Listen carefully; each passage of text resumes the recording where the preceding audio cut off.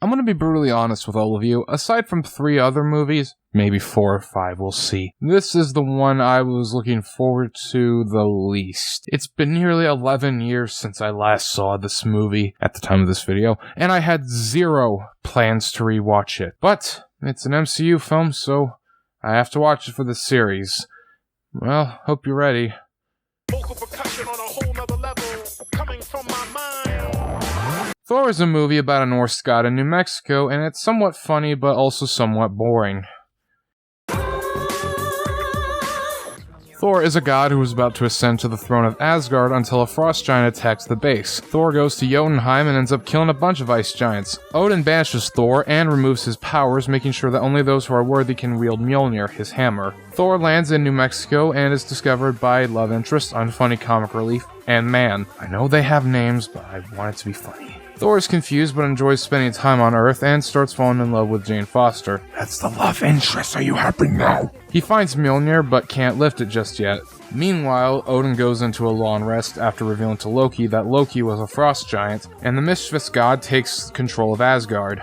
Thor's friends go to Earth and find him, but Loki sends in the Destroyer, a massive remote-controlled suit of armor, and it does what its name implies. Thor gets his powers back thanks to a tear from Odin, destroys the Destroyer, he beats Loki in an admittedly cool fight scene that's short, and Loki dies, except not really because the after credits.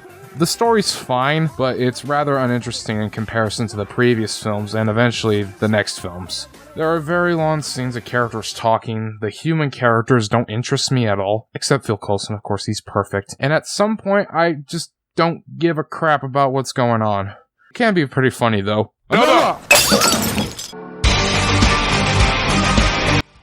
I will admit this film can be funny, as I have been saying throughout this.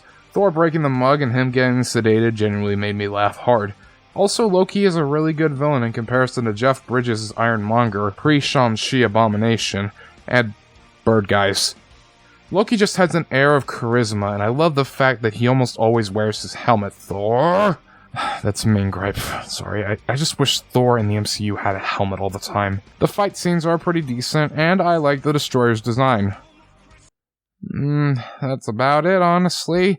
I didn't hate it as much as I thought I would. Like, I felt like I kind of overhyped how much I was going to hate Thor, but